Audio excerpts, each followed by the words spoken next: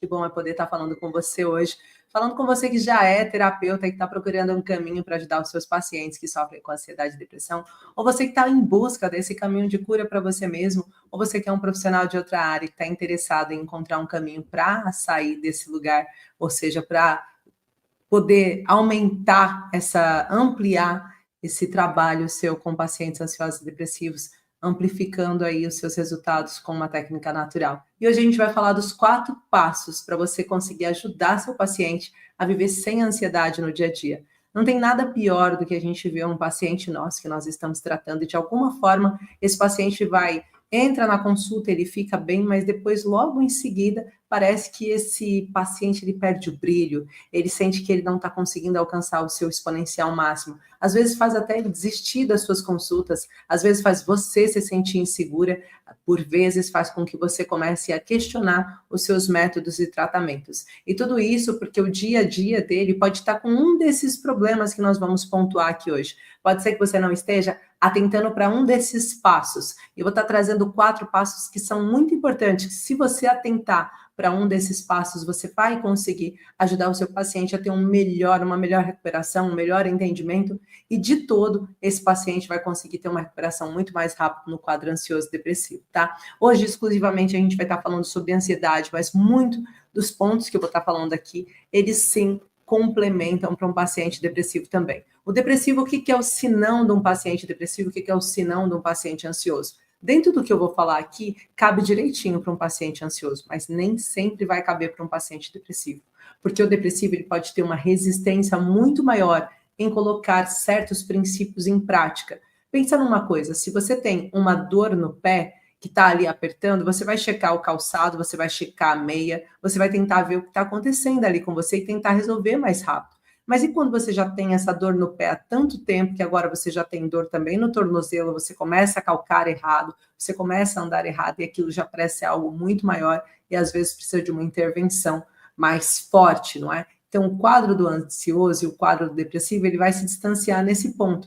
O depressivo ele está há mais tempo passando por aquela situação. Por isso, ele já tentou muita coisa, ele já criou uma certa resistência, ele criou uma ideia de que aquilo que ele gostaria de fazer já pode não ser suficiente, de que aquilo que ele já fez, eu já tentei de tudo, eu já tentei dessa forma e não consegui ter resultados. Então, muitas vezes é um pouquinho mais resistente, tá? E o que é importante a gente lembrar, né? Que quando a gente está falando de um paciente com ansiedade, com depressão, às vezes a gente tem características particulares desse paciente. Então, eu vou trazer primeiro uma clarificação do que poderia ser um paciente num quadro ansioso, para que vocês possam também compreender se isso serve ou se não serve para vocês, tá bom? Então, e eu falei agora há pouco que eu preciso elucidar o que é isso de ansiedade. Muita gente confunde ansiedade com ser ansioso, então eu vou começar rapidamente desmistificando isso e eu não vou levar nenhum minuto para vocês entenderem a diferença entre estar ansioso e ter ansiedade.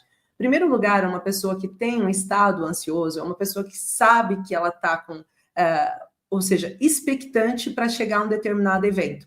Então, eu tenho um estado ansioso e sempre que eu sei que eu vou fazer algo que é muito bom para mim, ou às vezes que eu vou passar por algo que é uma aprovação, eu fico já mais ansiosa, eu fico já pensando no dia de amanhã, eu já fico olhando tudo que vai acontecer, eu já fico mais expectante. Isso é ser ansioso, e isso faz parte de todo ser humano. Todo ser humano tem esse nível de ansiedade, tá? O ser ansioso, todos nós temos. É sim uma emoção, e sim, é quando nós estamos expectantes para alguma coisa. Mas nós não podemos confundir o estar ansioso com uma data marcada, ou seja, eu vou fazer uma viagem, então eu estou ansiosa para fazer essa viagem, com o ter ansiedade. O ter ansiedade é um sistema de alerta que é ativado no cérebro do paciente que faz com que ele entre num estado antecipado de uma situação que não está acontecendo.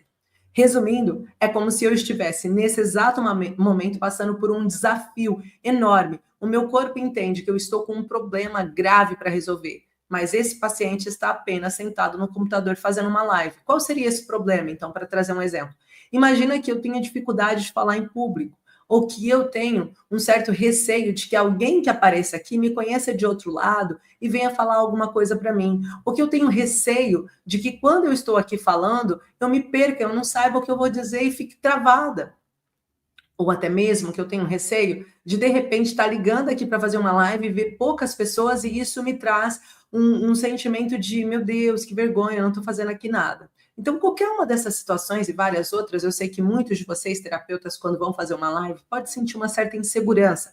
E se fosse um caso de ansiedade, provavelmente assim que vocês ligam o computador ou o telemóvel para fazer essa live, a vossa barriga vai dar um embrulho, ou vocês vão ter reações orgânicas involuntárias ruins, tá? Eu não vou ter uma relação alegre com isso. Eu vou ter situações ruins. Eu posso ter uma diarreia, eu posso ter começar a transpirar, a gagueira, a boca embargando a voz, a saliva fica grossa, eu começo a ter um olhar distanciado, meu coração acelera. Tudo isso pode ser um sintoma de que eu estou num estado de alerta. E aí, automaticamente, eu vou conseguir fazer minha live? Provavelmente não. Por quê? Porque eu entrei em ansiedade.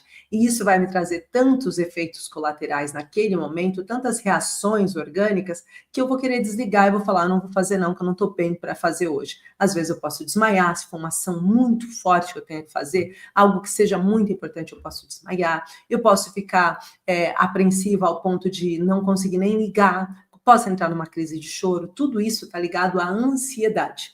Por quê? Porque é um sistema de alerta que, quando acionado, me traz sensações físicas momentâneas. Nós, dentro da formação Biomicrohertz, a gente fala de sensações, existem as reações, que é aquilo que acontece, o meu corpo está reagindo, e as alterações. Então, seriam as reações orgânicas que meu corpo produziu para que eu não faça essa live. Isso é ansiedade. Então, estar ansioso e ter ansiedade é totalmente distinto. Porque no estar ansioso, eu sei a data que vai acontecer aquilo e paro. Agora, eu ter ansiedade, todas as vezes que eu vou fazer uma live, eu posso entrar num estado de ansiedade, se esse é o meu caso. Ou todas as vezes que eu vou pegar o meu carro para dirigir e eu morro de medo do que vai acontecer comigo no volante, tenho medo de ter uma crise de ansiedade, tenho medo de poder atropelar alguém, ou de me perder, ou de andar no escuro, ou de ter que passar uma ponte e não ter saída, tenho medo de conduzir em lugares apertados ou com muitos carros, automaticamente eu evito, então, fazer aquela ação. Isso é ter ansiedade. Por isso a gente fala que quando a gente tem ansiedade, a nossa vida é governada por ela. E não somos mais nós que governamos a vida, mas é a ansiedade que passa a governar os nossos passos.